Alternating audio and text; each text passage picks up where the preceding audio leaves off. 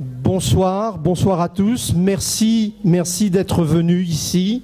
Écoutez Guy Millière et Philippe Karsanti. Guy Millière et Philippe Karsanti ont accepté de faire une série de conférences à Tel Aviv, à Jérusalem, Ashdod, Netanya. Je ne vais quand même pas présenter Guy Millière et Philippe Karsanti. J'imagine que tout le monde les connaît ici. Je ne l'imagine même pas, je suis sûr. Mais ce que je veux dire, c'est quand même que Guy est un spécialiste en économie, en géopolitique. Il est professeur à l'université de Paris, à Paris 8. Il est maître de conférences à Sciences Po. C'est le traducteur des ouvrages de Daniel Pipes. Il était aussi écrivain. Vous avez pu acheter son livre ou l'acheter en sortant. Il vous le dédicacera. Il a écrit plus d'une vingtaine d'ouvrages. Et puis aussi, il est membre du comité directeur de l'Alliance France-Israël. C'est un grand défenseur d'Israël et de la France, celle de notre jeunesse, celle que nous avons connue tous quand on était jeunes, qui n'est pas forcément la même que celle que nous voyons aujourd'hui. Guy va nous parler de la géopolitique aux États-Unis, la géopolitique en Europe, les événements, de ce qui se passe au Moyen-Orient, avec ce qu'on a appelé le printemps arabe et qui semble être plutôt un hiver, tant les conséquences sont un peu imprévisibles. Philippe, je ne le présente pas, il est candidat à l'élection législative ici dans cette circonscription, mais ce n'est pas à ce titre qu'il vient ce soir donner cette série de conférences avec Guy Millière. Philippe, tout le monde le connaît par l'affaire Aldora, bien évidemment. C'est un expert financier. C'est aussi le créateur, le fondateur de l'agence Media Rating, qui est une agence de notation de la presse française, celle qui donne une lecture critique de la presse. Il donne également de nombreuses conférences à travers le monde sur l'affaire Aldora, mais pas seulement sur l'affaire Aldora. Il a été invité à Chypre en compagnie du prix Nobel d'économie à venir parler de l'avenir de l'euro et de l'avenir de l'Europe. Philippe va nous parler aujourd'hui uniquement de la nouvelle donne politique en France, avec l'élection de François Hollande, avec ce que va être probablement la future Assemblée nationale française, et puis également des relations bilatérales entre la France et Israël. En cela, les deux discours que vous allez entendre ce soir sont parfaitement complémentaires. Guy, une approche globale du monde. Philippe va focaliser, va donner un coup de projecteur sur particulièrement la France.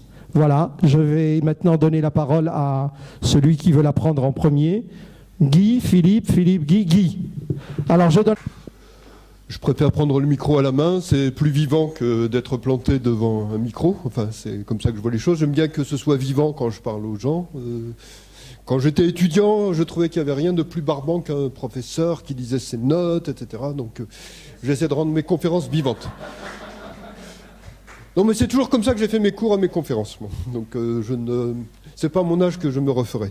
Bon, je commencerai par dire que je suis extrêmement heureux d'être parmi vous ce soir, tout particulièrement à Jérusalem. Hier soir, j'étais à Tel Aviv, j'étais très heureux d'être à Tel Aviv, mais il y a quelque chose de plus profond qui m'attache à Jérusalem, parce que je sais ce que représente Jérusalem dans l'histoire du peuple juif et dans l'ensemble des traditions. Je suis particulièrement heureux que Jérusalem soit réunifiée et le soit pour toujours. C'est ce que je pense.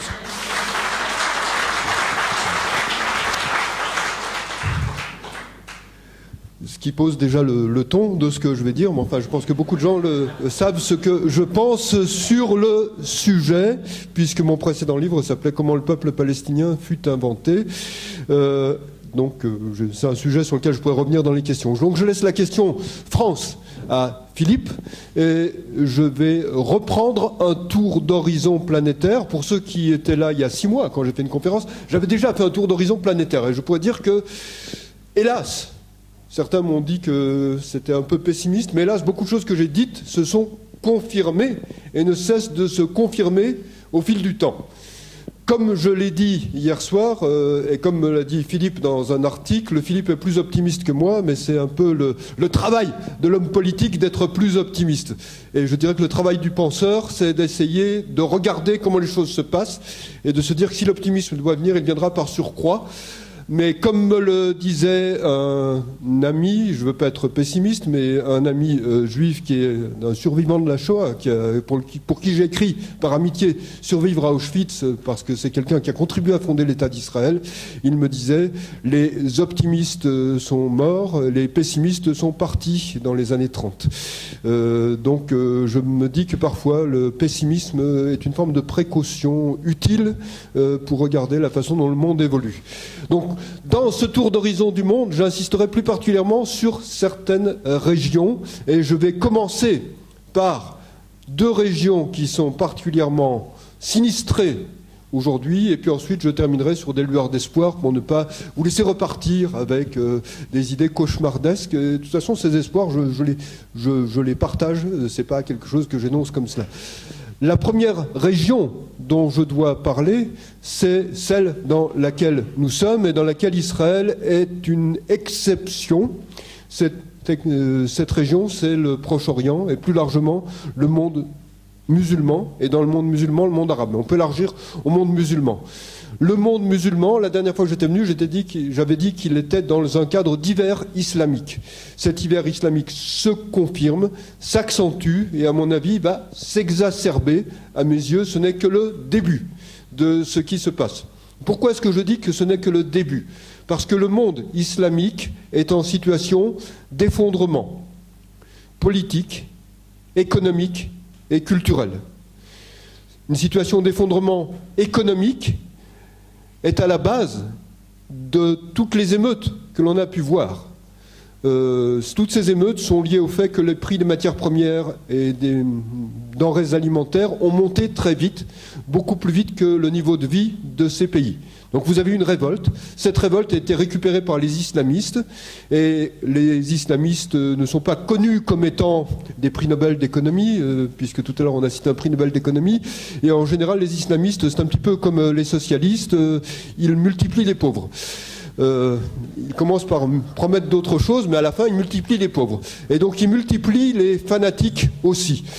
Et donc, je pense que la situation d'effondrement économique ne fait que commencer dans l'ensemble du monde musulman. Cette situation correspond aussi, disais-je, à un effondrement politique, parce que le monde musulman, d'une manière générale, est dans l'impasse, et en particulier le monde arabe. Le monde arabe a été touché par le nationalisme arabe, un nationalisme fortement teinté de national-socialisme. Ce nationalisme est en voie d'épuisement actuellement. Et il n'y a rien pour le remplacer, sinon l'islam radical. Et l'islam radical propose une impasse politique. Ça se voit partout où l'islam radical arrive au pouvoir. Donc on va avoir des dictatures islamistes qui ne produiront rien sinon de la dictature et de la stérilité. Impasse culturelle, dernier point que j'avais énoncé. Si l'on regarde les études qui sont faites, y compris par des organismes comme l'Organisation des Nations Unies, le monde arabe est la région la plus sinistrée du monde sur un plan culturel. C'est une région en état de sous-développement. En termes d'alphabétisation, je dirais que de toute façon, des sociétés où on interdit d'apprendre à lire et à écrire pour l'essentiel aux filles et aux femmes, c'est une société qui se prive du capital humain de la moitié de l'humanité. Donc ça n'arrange rien, et quand on voit la quantité de livres publiés, la quantité de livres traduits dans le monde musulman, il suffit de prendre un petit État comme les Pays-Bas en Europe pour voir que les Pays-Bas à eux seuls produisent plus de livres tous les ans, plus de traductions que l'ensemble du monde musulman réuni. ce qui montre bien la situation dans laquelle nous sommes. Donc cette situation, je pense qu'elle va se poursuivre, qu'elle va s'accentuer. Actuellement, les frères musulmans sont au pouvoir au Parlement égyptien. Le prochain président a quitté, parce qu'à mon avis il va être élu, a quitté les frères musulmans il y a 1 an. Bon, mais c'est quelqu'un qui nie le 11 septembre, ou qui dit que le 11 septembre c'est un coup du Mossad, etc. Bon, je ne sais pas s'il pense aussi que le faucon qu'on a récupéré en Arabie Saoudite était un espion du Mossad, peut-être après tout, vu l'état mental qui règne dans cette région. Récemment, on a retrouvé un oiseau dans le sud de la Turquie qui avait une bague israélienne, et les paysans l'ont ramassé parce qu'il était mort, et ils se sont dit ça doit être un espion du Mossad parce qu'il a une bague israélienne. Bon, donc ce genre d'obsession, c'est assez fréquent. Bon, en tout cas, bon, l'Égypte va basculer de plus en plus. La Syrie, elle est dans la situation que vous connaissez. Je dirais que tout ça va s'accentuer, mais ça n'est pas pour autant qu'il faut s'inquiéter de cela, en particulier pour Israël. Je dirais que concrètement, quand une région s'effondre, en général, elle a d'autres chats à fouetter que de s'en prendre à ses voisins. Je pense que l'armée égyptienne ne survit que grâce à l'argent versé par les États-Unis, et sans cet argent, elle s'effondre elle-même. Donc elle tient à garder cet argent, ce qui contribuera à la modérer. Ça ne veut pas dire que dans le Sinaï, vous n'aurez rien qui se passera, mais ça veut dire que l'armée égyptienne en tant que telle, à mon avis, n'interviendra pas. La Syrie est actuellement en pleine guerre civile. Le Hezbollah est isolé au Liban. Il attend de voir ce qui va se passer en Syrie. Je dirais que le danger principal me semble venir de l'Iran actuellement. Pour ce qui concerne l'Iran, je dirais que le régime peut parfaitement s'engager dans une fuite en avant, mais tous les éléments du régime ne sont pas partisans de cette fuite en avant. C'est un régime qui repose beaucoup sur la corruption. Vous avez beaucoup de mollahs qui tiennent quand même à garder leur compte en banque et leur confort. Donc l'Iran représente un danger majeur. Ce danger devra être affronté, mais l'affrontement n'a pas obligatoirement à venir maintenant, dans l'immédiat. Et concrètement, si l'on veut comprendre ce qui se joue dans le monde musulman en général et dans le monde arabe en particulier, il faut comprendre d'où vient cette situation. Je l'ai dit tout à l'heure en commençant, elle vient de la faim, elle vient de la baisse radicale, drastique du niveau de vie dans ces pays. Mais elle vient aussi de l'affaiblissement volontaire et délibéré de la position américaine dans cette région du monde. Et si l'on veut comprendre l'origine profonde de ce qui se passe, il faut regarder du côté de la Maison-Blanche et du côté de ce que j'ai appelé dans des livres précédents la doctrine Obama. La doctrine Obama, j'en ai déjà parlé dans ma précédente conférence, ici, c'est une doctrine qui consiste à dire les États-Unis sont trop puissants sur la surface du monde et cette puissance est une source de malheur et de troubles et de perturbations. Donc il faut diminuer la puissance des États-Unis sur la surface de la planète. Pour la diminuer, on endette les États-Unis. L'endettement sous Obama, pour le moment, ça peut encore s'accentuer. Il lui reste encore quelques mois pour aggraver les choses. Peut-être un peu plus, j'espère que non. L'endettement sous Obama, ça c'est une prouesse dont on ne le crédite pas dans la presse française. On devrait pourtant, sous sa seule présidence, Obama a réussi à endetter les États-Unis davantage que ses 43 prédécesseurs réunis. Donc c'est quand même une prouesse qui peut rester dans l'histoire. À lui tout seul, il a réussi ça. Bon, et cet endettement, c'est un endettement essentiellement vis-à-vis de la Chine. Et cet endettement vis-à-vis de la Chine, c'est un endettement qui fait que le paiement des intérêts de la dette américaine à la Chine, simplement le paiement des intérêts, je ne parle même pas du remboursement de la dette, est quelque chose qui correspond au budget annuel de l'armée chinoise. Je dis ça parce que les chiffres me paraissent intéressants à comparer. Ça veut dire quoi? Ça veut dire que, de facto, les États-Unis payent l'armement de la Chine et la montée en puissance militaire de la Chine actuellement. Ça montre à quel degré on en est, mais pour Obama, c'est une forme d'équilibre des pouvoirs. Et Je ne sais si c'est par idiotie ou par complicité, mais Obama a reçu Jiang Zemin, le président chinois, il y a 1 an et demi à peu près, avec une cérémonie somptueuse à Washington, et ils avaient invité un pianiste chinois. Ce pianiste chinois a interprété une chanson très connue en Chine, qui est « Écrasons les impérialistes américains ».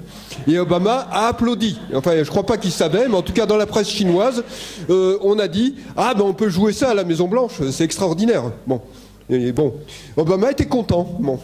Il devait être l'un des seuls, enfin, quoique si on regarde du côté de Manhattan et de San Francisco, il y a des gens qui devaient être contents aussi. Mais bon, voilà par qui est gouverné les États-Unis d'Amérique aujourd'hui. Bon, Obama a aussi une doctrine concernant le monde islamique. Cette doctrine est essentiellement définie par un journaliste qui était le rédacteur en chef de Newsweek et qui maintenant sévit, parce que c'est le mot qui convient à mes yeux, à CNN, qui s'appelle Farid Zakaria. Coulait Newsweek, ou plutôt exactement pendant qu'il coulait Newsweek, jusqu'à ce que Newsweek soit revendu pour $1 symbolique, a écrit une série d'articles disant comment vivre avec l'islam radical. On peut s'entendre avec l'islam radical. Bon, il a un enthousiasme vis-à-vis de l'islam radical. Mais enfin, il est né musulman, donc ceci explique peut-être cela. Bon. Et de facto, je dirais que Obama pense qu'il est possible de s'entendre avec l'islam radical. Et donc, Obama dit clairement, ainsi que Hillary Clinton, les frères musulmans sont des interlocuteurs valables. Et donc, la doctrine qui prévaut au département d'État et à la Maison-Blanche, c'est si les frères musulmans prennent le pouvoir dans tout le monde sunnite, ce monde sera beaucoup plus pacifique et aura moins de revendications vis-à-vis du monde occidental. Ils auront ce qu'ils veulent et donc ils seront contents dans l'ensemble.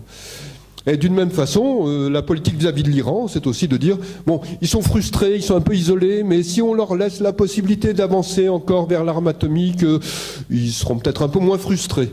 Donc on peut leur laisser une position d'hégémonie régionale. Voilà, c'est à peu près les conceptions que l'on a à la Maison-Blanche.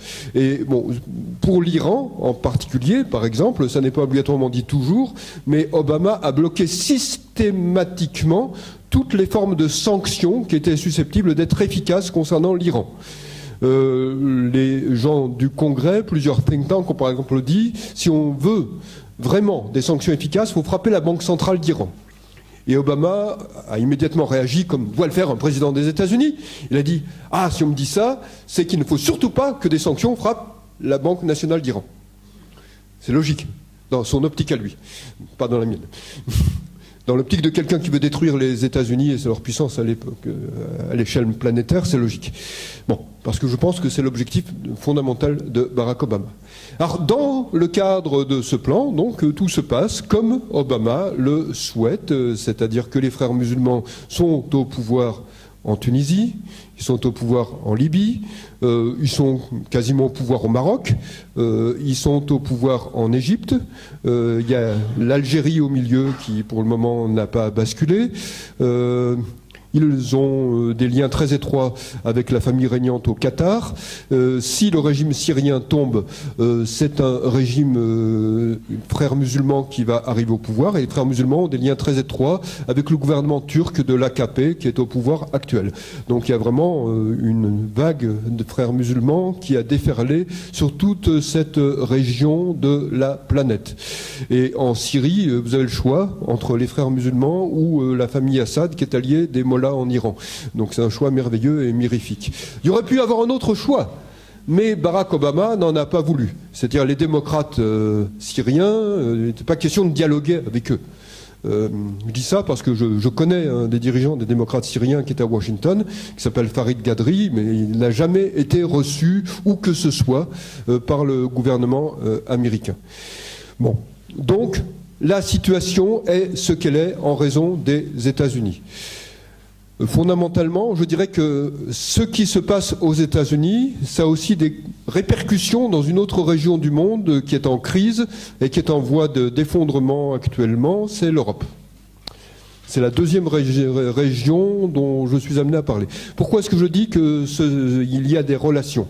Parce que la crise qui a frappé les États-Unis a été accentuée par la politique de Barack Obama.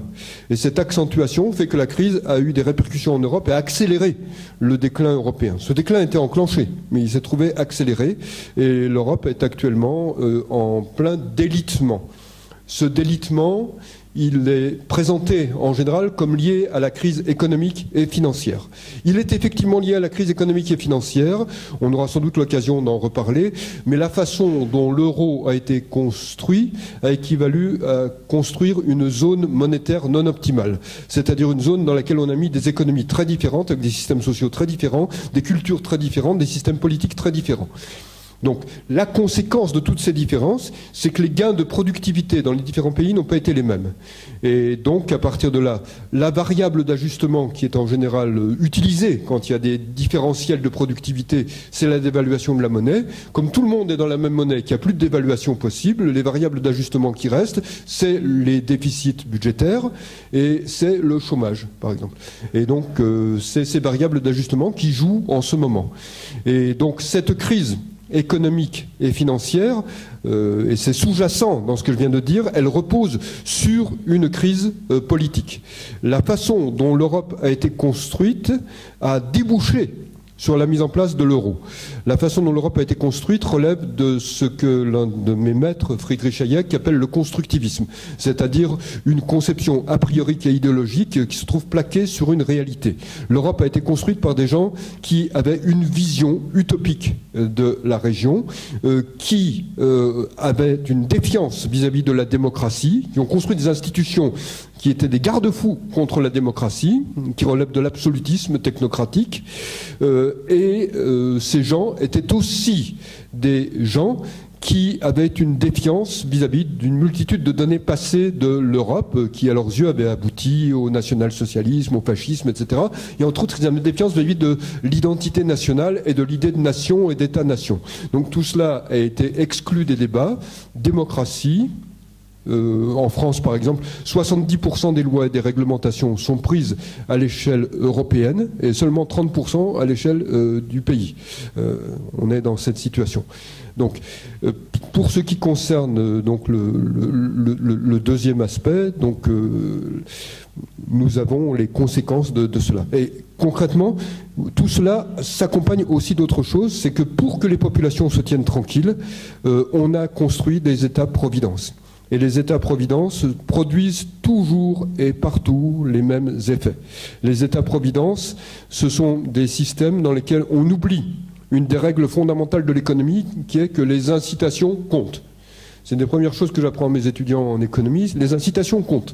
Donc en l'occurrence, si vous taxez beaucoup trop les gens, surtout dans une époque de mobilité planétaire, eh bien ils s'en vont, avec leur compte en banque, avec leur entreprise.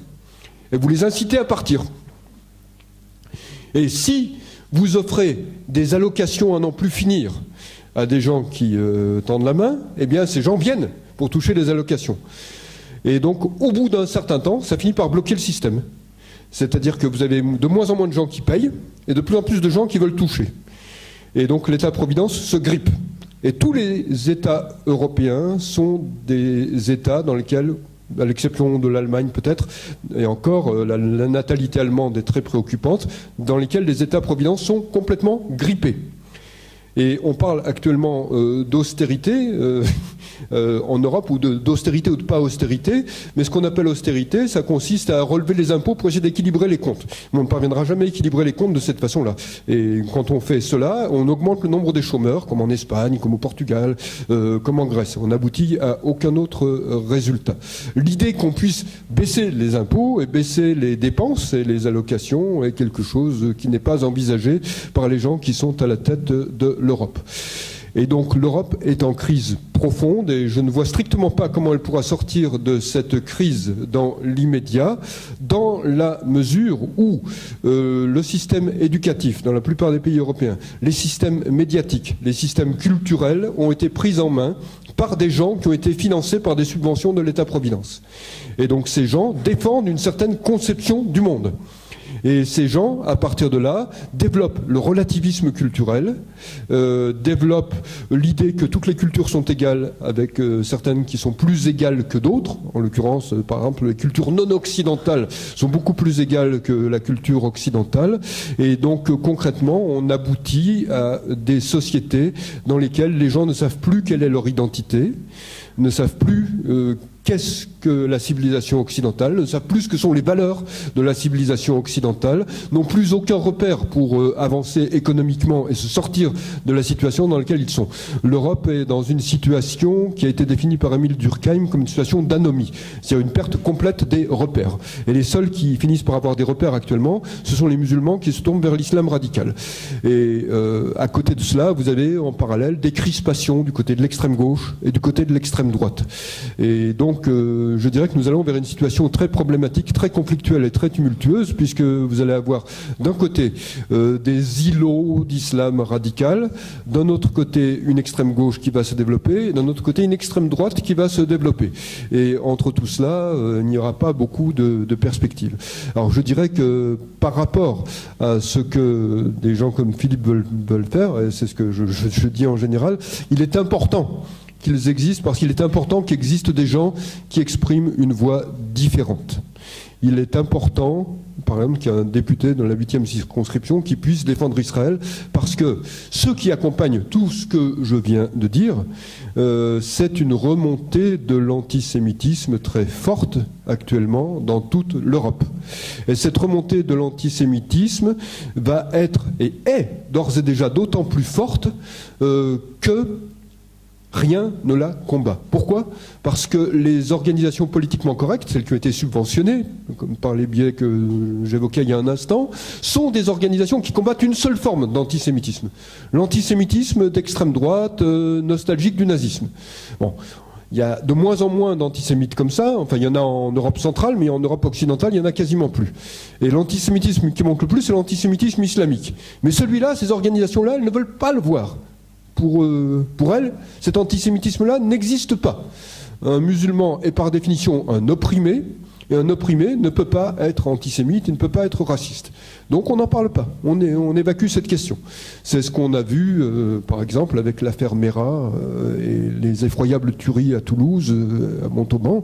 Quand on a pensé, en France, que c'était des gens d'extrême droite qui avaient fait ça, immédiatement, toute la presse s'est mobilisée, tous les médias, c'est scandaleux, c'est inadmissible. Et puis quand on a découvert que c'était quelqu'un qui s'appelle Mohamed Merah, eh bien on a dit « Ah mais il n'a pas fait ça au nom de l'islam ». Non, absolument pas. C'est pas un djihadiste, absolument pas. C'est un pauvre garçon perdu des cités qui voulait s'engager dans l'armée française, qui a été frustré, on n'a pas voulu de lui dans l'armée française, pauvre garçon. Donc il a pété les plombs.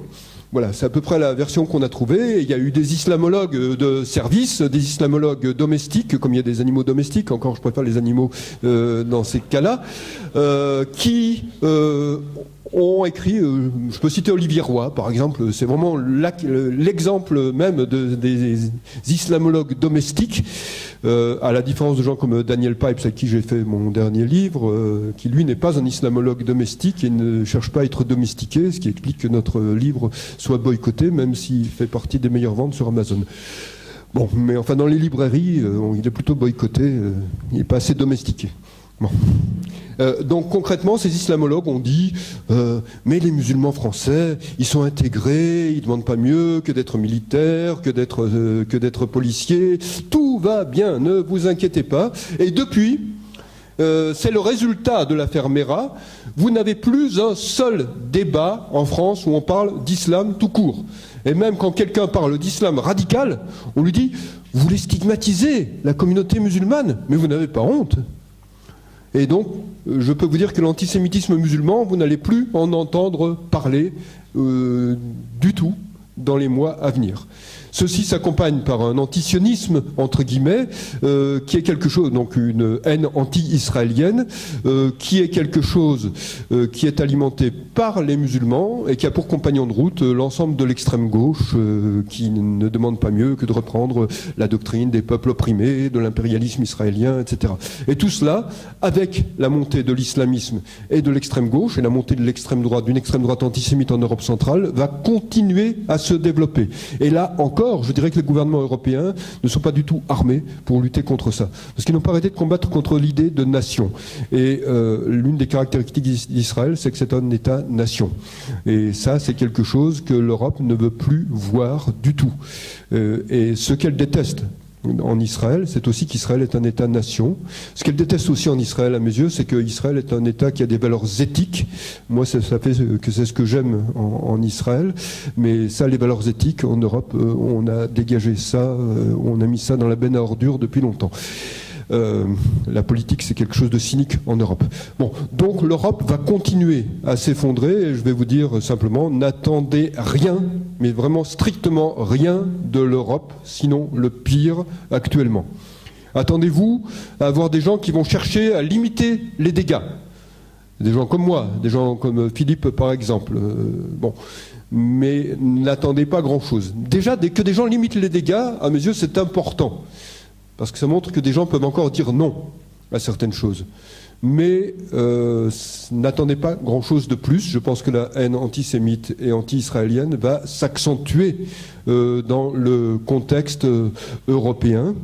Mais j'ajouterai immédiatement, de même que j'ai dit tout à l'heure que ce qui se passe dans le monde musulman est préoccupant, mais pas absolument dramatique, je dirais que ce qui se passe en Europe est aussi préoccupant, mais pas dramatique. Pourquoi ? Parce que l'Europe va avoir tellement de problèmes intérieurs qu'elle ne va plus avoir guère de possibilité de se préoccuper des problèmes extérieurs. Bon. L'Europe va petit à petit se soumettre au monde musulman, mais comme le monde musulman lui-même en état d'effondrement, ça n'est pas grave. Donc l'Europe va peut-être protester, aboyer, mais comme le dit d'ailleurs une devise arabe qui pourrait être une devise française dans quelques années, les chiens aboient, la caravane passe. Donc la caravane israélienne pourra passer. Le plat national français, on a demandé à des Français dans un sondage, c'est le couscous maintenant. Bon, donc c'est plus le steak frites. Bon, ça a changé. Bon. Donc, terminons par deux notes positives. Je donne la parole à Philippe. La première note positive, c'est que Barack Obama a effectivement largement contribué à détériorer l'économie américaine et la position américaine dans le monde. Mais, alors que j'étais assez pessimiste de ce côté-là, je pense que Barack Obama a commis toute une série d'erreurs au cours des dernières semaines qui font que ses chances d'être réélu sont fortement hypothéquées. Actuellement, si vous regardez les sondages, il est à peu près 5 ou 6 points derrière Mitt Romney. Bon, ça peut encore évoluer. Mais je dirais que ce qui s'est passé dans le camp d'Obama, c'est qu'on a péché d'une certaine manière par excès de confiance. On s'est dit, tout nous est ouvert, on peut avancer, etc.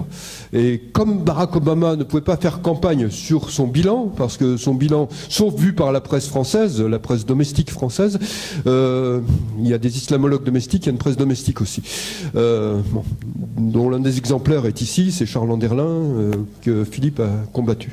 Bon, Charles Anderlin ne mérite même pas d'être comparé à un animal domestique à mes yeux. Bon, enfin, c'est insultant pour les animaux domestiques.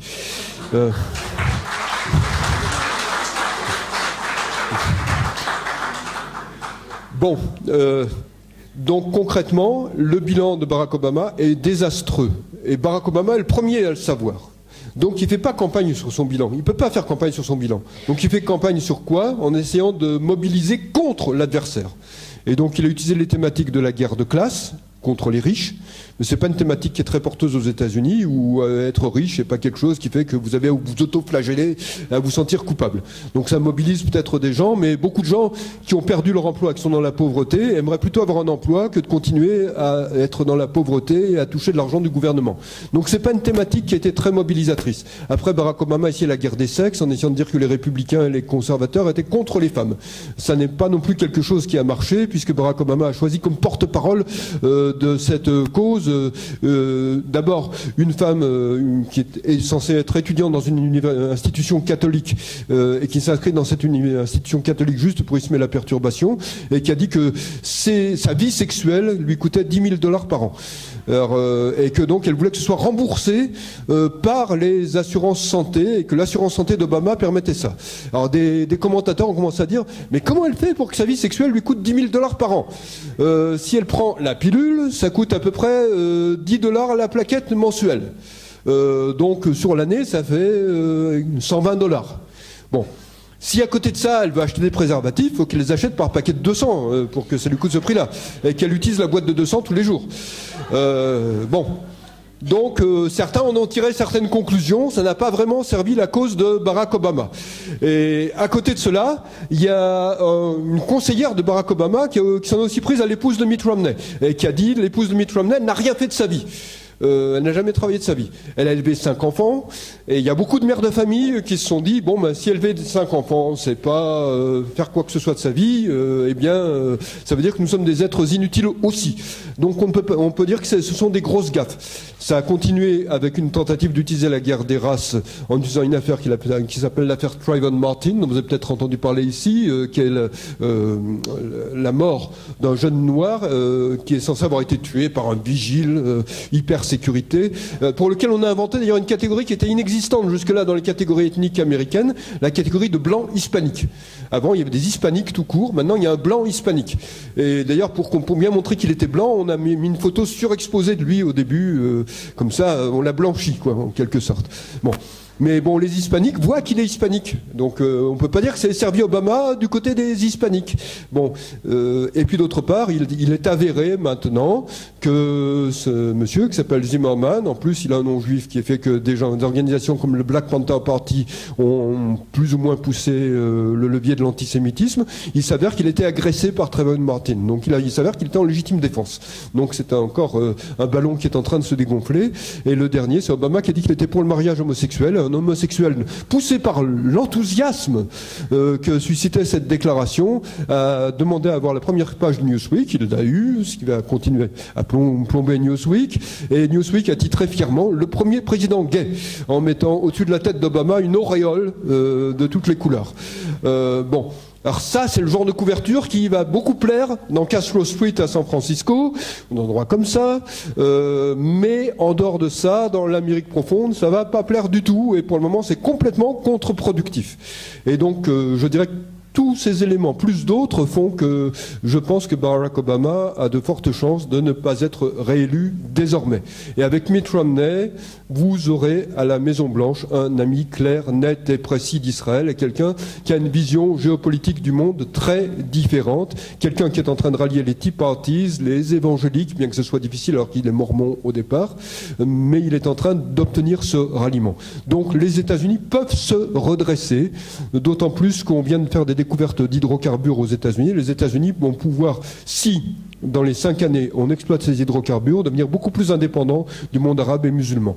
Et la deuxième bonne nouvelle, c'est, je dirais que si vous regardez la situation d'Israël, je dirais que c'est une situation qui est très positive sur bien des aspects. Je dirais que si vous regardez la croissance israélienne, le chômage israélien, l'inventivité de l'économie israélienne, la créativité de l'économie israélienne, il y a beaucoup de sociétés du monde occidental qui rêveraient d'avoir les mêmes données que celles que vous avez en Israël. Alors je sais qu'il y a de la pauvreté, je sais qu'il y a des problèmes dans la société israélienne, mais néanmoins si on prend tous ces éléments sont des éléments féconds. Et j'ajouterais que si vous faites une comparaison entre Israël et les pays européens, la natalité en Israël est positive. Et donc la population israélienne croît et multiplie, alors que les populations européennes vieillissent et pratiquent une forme de suicide collectif. En Allemagne, la natalité est à 1,2 enfants par femme, ce qui veut dire qu'une génération de 20 personnes est remplacée par 12 personnes. Bon, et ça continue. Après, bon, vous imaginez ce que ça donne. Si les statistiques se poursuivent pour un pays comme l'Italie, en 2050, il n'y aura plus beaucoup d'Italiens. On les comptera sur les doigts de la main, peut-être. Mais enfin, il y aura peut-être un redressement, à moins que ça soit d'un pays qui devienne complètement musulman. C'est ce qui est l'autre possibilité. Mais enfin bon, si les tendances démographiques se poursuivent, on va dans cette direction.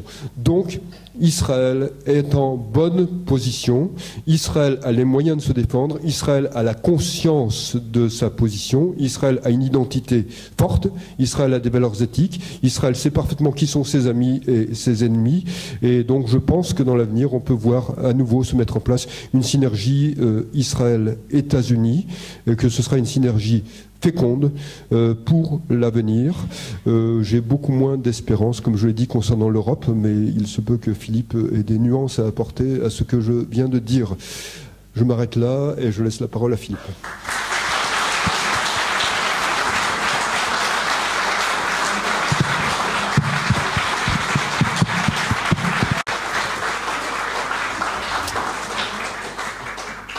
Alors, bonsoir à tous. Moi aussi, ça me fait très très plaisir d'être à Jérusalem. J'étais très bien aussi hier à Tel Aviv, on était sur une magnifique terrasse. Bon, tu as dit des choses, et comme tu as dit, tu es le pessimiste et moi je suis l'optimiste. Tu l'as dit. Alors il y a quelques petites choses que je voulais préciser qu'on n'a pas rappelé tout à l'heure, comme je l'ai dit hier aussi à Tel Aviv. Nous ne sommes pas ici dans une librairie et nous ne sommes pas ici dans une soirée électorale. C'est pour cela que pour ceux qui voudront acheter des livres de Guy à la sortie, vous pourrez le faire juste après nos présentations et les questions et réponses qu'on échangera. Et donc, comme on ne parlera pas de la campagne électorale aussi ce soir ici, puisque c'est l'engagement qu'on a décidé de prendre tous les deux, on pourra aussi se voir à l'extérieur de cette salle, si ça vous intéresse, et on pourra en parler. Mais en tout cas, ici, c'est un endroit neutre. J'ai reconnu et j'ai vu des gens qui ne sont pas mes supporters, et ça me fait plaisir qu'ils soient venus pour au moins pouvoir échanger des idées. Voilà. Alors, moi j'ai pris des notes quand même pour éviter de déborder un petit peu trop. Donc merci à tous, merci Élie d'avoir monté, je te vois même pas Élie, mais merci Élie d'avoir monté cette soirée. Merci au comité de Jérusalem que préside Claude, et je m'arrêterai là parce que si je dois citer tous les gens du comité de Jérusalem, on est là jusqu'à demain. Donc merci à tous et à toutes, vous le savez que je pense à vous. Alors je vais vous faire une présentation en 3 parties. 3 parties pour vous dire exactement ce que je pense de la situation actuelle.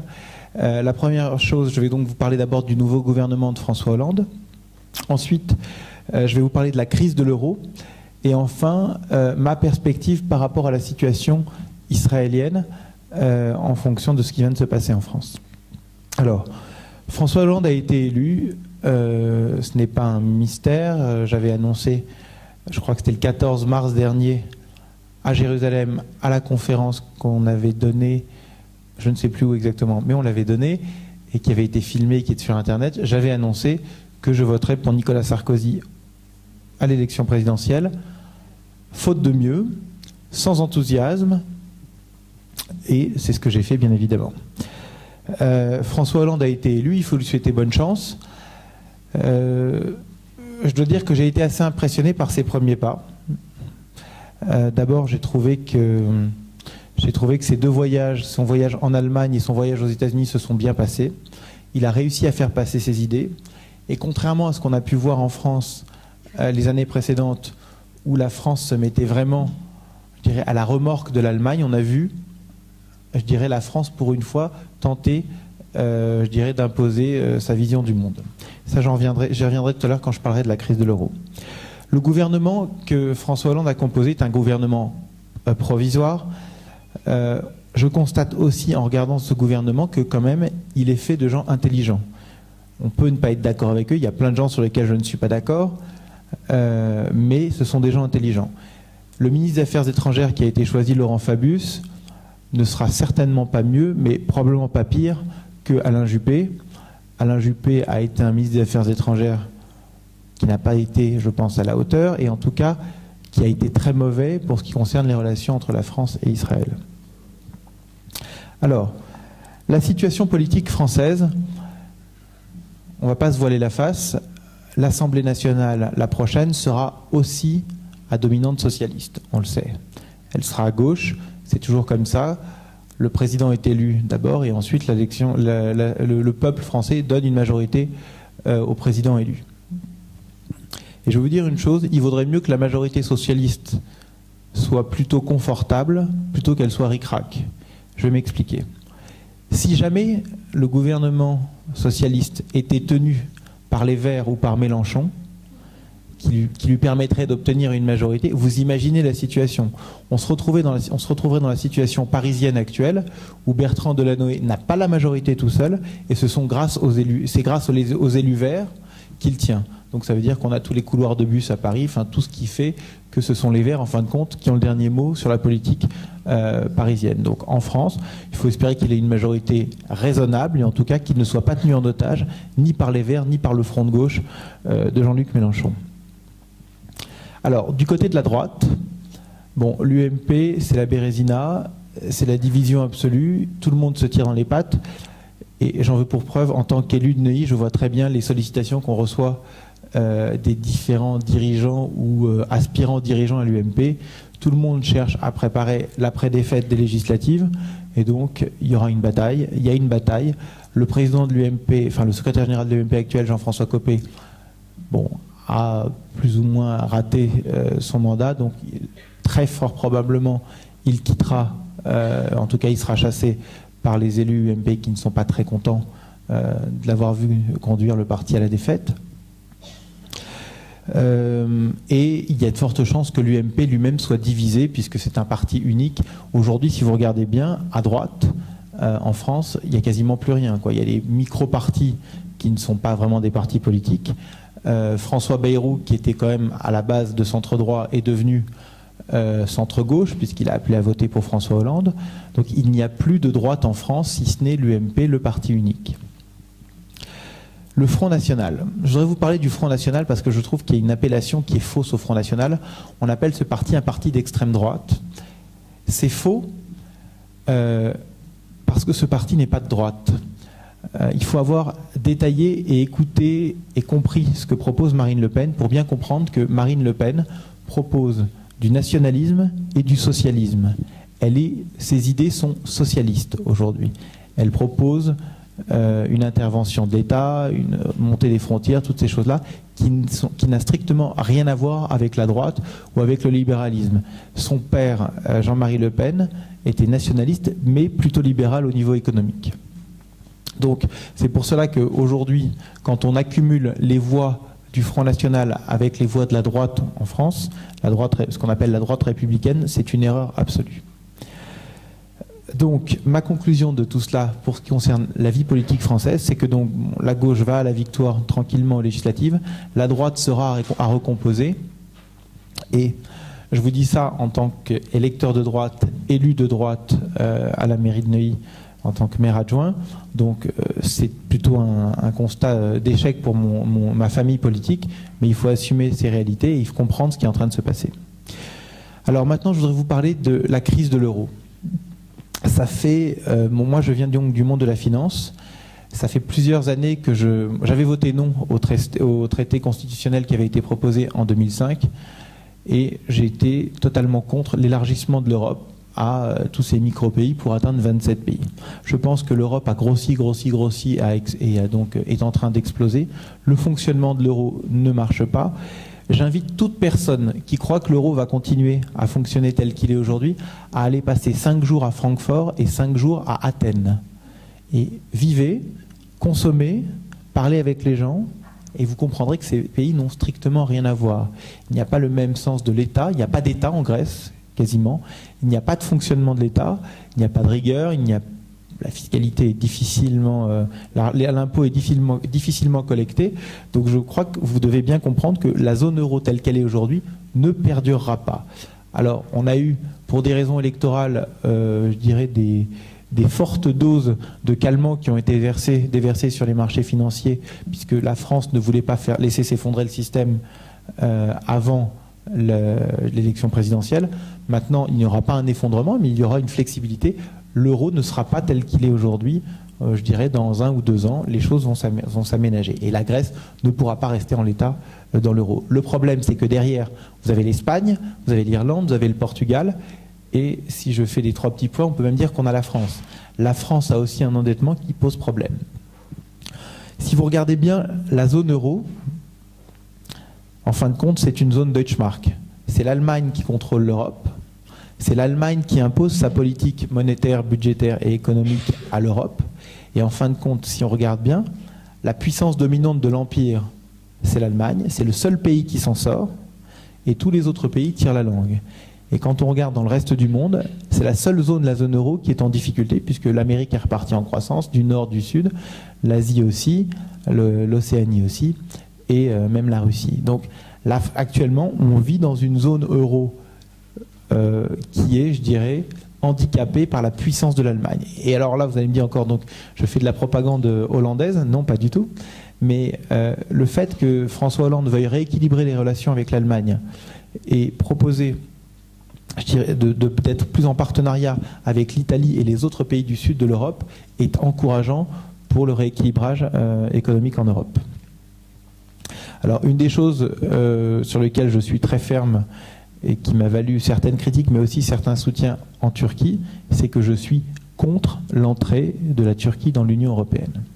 Donc ça, je l'ai dit très clairement. Je sais que pour certains, c'était complètement suicidaire de dire ça, alors que je suis aussi en campagne électorale en Turquie, mais j'assume et j'affirme que je suis contre. La Turquie est un grand pays, la Turquie est un pays respectable, mais la Turquie n'est pas en Europe. Et déjà l'Europe est en train d'imploser, d'avoir grossi démesurément. Je pense qu'aujourd'hui, on doit se poser la question de savoir plutôt comment faire maigrir l'Europe ou l'Union européenne plutôt que de chercher à l'élargir encore plus. Alors, pour conclure et pour tenir mon timing, je ne sais pas ça fait combien de temps que je parle, mais j'essaie de faire le plus court possible pour pouvoir échanger avec vous. Je voudrais parler d'Israël. Par rapport à Israël, l'élection de François Hollande, qu'est-ce que ça représente ? Nicolas Sarkozy a été vu à partir de 2002 comme un grand ami d'Israël et des Juifs, parce que c'est lui, en tant que ministre de l'Intérieur, qui a pris en main la lutte contre l'antisémitisme, alors que le gouvernement socialiste de l'époque de Lionel Jospin avait complètement baissé les bras et nié le problème d'antisémitisme. Force est de constater qu'au bout de 5 ans de ministère de l'Intérieur de Nicolas Sarkozy, on est arrivé au drame absolu, c'est-à-dire Ilan Halimi. Ensuite, on a eu Nicolas Sarkozy pendant 5 ans président de la République. On est arrivé à la fin à ce drame absolu aussi de Toulouse. Si on regarde la politique étrangère de la France sous Nicolas Sarkozy, vis-à-vis d'Israël, ce n'est même plus une déception, c'est véritablement c'est une gifle toutes les semaines. 2 mois après avoir été élu, il a invité le Hezbollah à Paris pour faire les négociations de paix, entre guillemets. Donc c'était à Saint-Cloud exactement, sur le Liban. Je vous rappelle que même Chirac n'osait pas inviter le Hezbollah à Paris. Ensuite, on a eu Kadhafi à Paris, on a eu Bachar al-Assad, invité d'honneur sur les Champs-Élysées pour le 14 juillet. Ensuite, on a eu donc les insultes à Benjamin Netanyahou, traité de menteur. On a eu tout un tas de choses. On a eu l'ONU, les condamnations d'Israël à l'ONU. Tout à l'heure, Guy, tu parlais de... Oui, j'allais venir à l'UNESCO, mais tout à l'heure, tu parlais d'Obama et tu disais que ce n'était pas un ami d'Israël. Mais rappelez-vous que quand Nicolas Sarkozy condamnait la colonisation, entre guillemets, israélienne, Obama mettait son veto pour protéger Israël à l'ONU. Quand Nicolas Sarkozy reconnaissait la, entre guillemets, Palestine à l'UNESCO et faisait un lobbying actif auprès de tous les autres pays européens pour qu'ils reconnaissent la Palestine, entre guillemets, à l'UNESCO, Obama s'y opposait. C'est aussi Nicolas Sarkozy qui a fait remettre la Légion d'honneur à Charles Anderlin. Donc, ce que je veux vous dire, c'est que on doit quand même tempérer la joie des Israéliens vis-à-vis de Nicolas Sarkozy et en général de la communauté juive. Statistiquement, vous avez voté à 93% pour Nicolas Sarkozy. Moi, je ne pense pas que vous ayez voté pour Nicolas Sarkozy. Je pense que principalement, vous avez voté contre, même pas Hollande, parce que c'est pas Hollande qui vous fait peur. C'est contre les alliés d'Hollande, c'est-à-dire contre les Verts et contre Mélenchon. Et bien évidemment, on en est plus ou moins tous là. Donc, ça a été une déception. Les gens qui entouraient Nicolas Sarkozy, ce sont eux qui ont inspiré sa politique, parce que pour avoir eu à l'époque de longues conversations avec Nicolas Sarkozy là-dessus, je vous garantis qu'il n'a pas creusé le sujet. C'est son entourage qui lui a dicté sa politique israélienne, puisqu'il n'approfondit pas ces sujets, et son entourage était absolument exécrable sur ces sujets-là. Pardon ? Non, lui ne connaissait pas grand-chose, mais il avait des gens qui savaient très bien ce qu'ils faisaient, et la ligne Quai d'Orsay, il est allé plus loin. Je vous rappelle ce qu'a révélé encore cette semaine Alain Minc, qui est un grand conseiller de Nicolas Sarkozy. Alain Minc a révélé que c'est lui qui a fait pression sur Nicolas Sarkozy en 2007 pour que Nicolas Sarkozy ne prenne pas Hubert Védrine comme ministre des Affaires étrangères. C'est vous dire, parce qu'à l'époque, il avait pris Bernard Kouchner, ce qui était quand même pas brillant, mais Hubert Védrine, imaginez-vous voter Sarkozy en 2007 pour avoir Hubert Védrine, c'était la cata absolue. Donc voilà quelle était son intention. Alors maintenant, c'est du passé, il n'est plus là, donc je voulais juste vous remettre les pendules à l'heure, parce que les 93% d'Israël, moi j'ai vu beaucoup de gens de l'UMP en France, beaucoup de gens qui m'ont dit « Oh là là, vous les Juifs, vraiment vous avez été très contents, vous avez été bien servis par la politique de Nicolas Sarkozy vis-à-vis d'Israël. » Et donc leur expliquer que non, leur expliquer que les gens ont voté contre, c'est difficile. C'est très très difficile. Vous comprenez, il y a un tel plébiscite, 93%, c'est impressionnant. Pardon ? Oui, 93%. Mais d'accord, mais quand même, c'est 93%. Vous savez, les gens gardent des 93%. Alors, maintenant, on va parler de François Hollande. François Hollande, personne n'a d'attente exceptionnelle le concernant vis-à-vis d'Israël et vis-à-vis de la communauté juive française. Le fait qu'on n'ait pas d'attente, ça fait qu'au moins quoi qu'il fera, on sera content. Et je vais vous dire une chose, j'ai analysé très concrètement et très clairement l'entourage de François Hollande.